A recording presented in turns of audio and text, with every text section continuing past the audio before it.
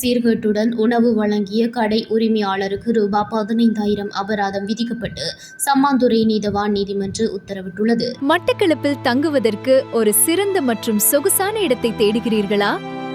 மட்டக்களப்பின் சொகுசான தங்குமிடம்.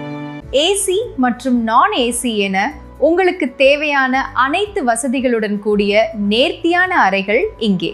இலக்கம் 534 திருகோணமலை வீதி, மட்டக்களப்பு என்ற பிரதான இடத்தில் அமைந்திருப்பதால் போக்குவரத்துக்கு மிகவும் இலகு. இன்றே உங்கள் அறைகளை முன்பதிவு செய்யுங்கள். அழையுங்கள் திரையில் காணும் இலக்கத்திற்கு. குறித்த வழக்கு வெள்ளிக்கிழமை 6ஆம் தேதி அன்று சம்மாந்துறை நீதிவான் நீதிமன்றில் விசாரணைக்காக எடுத்துக் கொள்ளப்பட்ட வேளை கடை உரிமையாளரை கடந்த 13 மாதங்களுக்கு மேலாக நீடித்த சட்ட போராட்டத்திற்கு பின் குற்றவாளியாக இனங்கண்ட சம்மாந்துறை நீதிவான் நீதிமன்றம் அவரது பொருளாதார நிலையை கருத்தில் கொண்டு ரூபாய் 15,000 அபராதம் விதித்து வழக்கினை முடிவிற்கு கொண்டு வந்துள்ளது.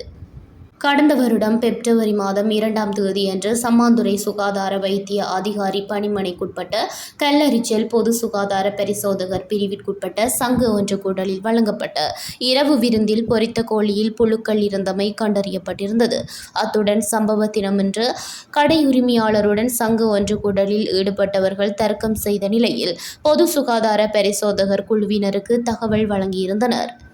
இதற்கமைய சட்ட நடவடிக்கையை தொடர்ந்த சுகாதார தரப்பினர் கடந்த 13 மாதங்களுக்கு மேலாக நீடித்த சட்ட போராட்டத்திற்கு பின் குறித்த உணவு வழங்கிய நபருக்கு அபராதம் விதிக்கப்பட்டுள்ளது. சம்பவத்தின் பின் கடையை மூடிவிட்டு தலைமறைவான வெளியூர் கடை உரிமையாளர் சம்மாந்துறை நீதவான் நீதிமன்றில் தொடரப்பட்ட வழக்கு விசாரணைகளுக்கும் 3 முறை ஆஜராகாமல் தவிர்த்து வந்த நிலையில் இறுதியில் நீதிமன்ற பிடிவிராந்து மூலம் அவர் ஆஜர்படுத்தப்பட்டிருந்தார். அத்துடன் தான் நிரபராதி என வாதாட முற்பட்ட போதிலும் பொது சுகாதார பரிசோதகர் குழுவினரின் வலுவான சாட்சியங்கள் மற்றும் அனுபவ ரீதியிலான சட்டவாதங்களின் அடிப்படையில் அவரால் உண்மையை மறைக்க முடியாமல் அவர் தனது குற்றத்தை ஒப்புக்கொண்டார்.